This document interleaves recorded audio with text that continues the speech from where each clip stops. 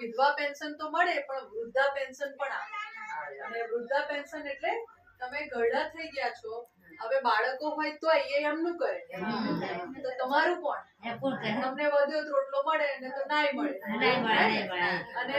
પોતે જયારે જવાના હતા તો મન ફાવે એવું બનાવીને બધાને પીરસ્યું પણ જયારે હવે મારાથી નથી બનતું ત્યારે મને ઓશિયાળું ખાવાનું એટલે એવું જ થાય બરાબર ને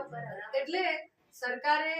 આપણને મતલબ આ જે ચોપડી બંધારણ ની હું કહું છું એમાં એવો નિયમ એવો કાયદો છે કે ભાઈ દરેકને નિરાધાર છે જેને કોઈ આધાર નથી કે આધાર છે પણ હવે એમનું કરે છે તો એવા તમામ વૃદ્ધ લોકોને ઘરડા લોકોને સરકાર તરફથી પેન્શન મળવું જોઈએ જે મળતું નથી પણ તમારા નામે અંગૂઠા પાડી કોક ખાઈ જાય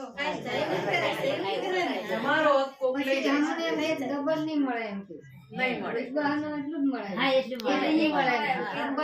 આપણે કહેવાનું કે લખ્યાલ મને કે ખાલી એક જ મળશે ક્યાં એવું લખેલું છે કે એક જ મળશે વિધવા બહેનોને છે ને પેલા વૃદ્ધાંશના નથી મળતા પેલા એટલા જ ચાલે એટલા જ બરાબર એટલે આપણે એ બધી વસ્તુઓ માટે લડવું પડે એક બેન છે એ તો વિધવા છે બિચારા પણ અને વૃદ્ધય છે પણ વૃદ્ધા પેન્શન નહીં મળતું અને વિધવા પેન્શન નહીં મળતું એટલે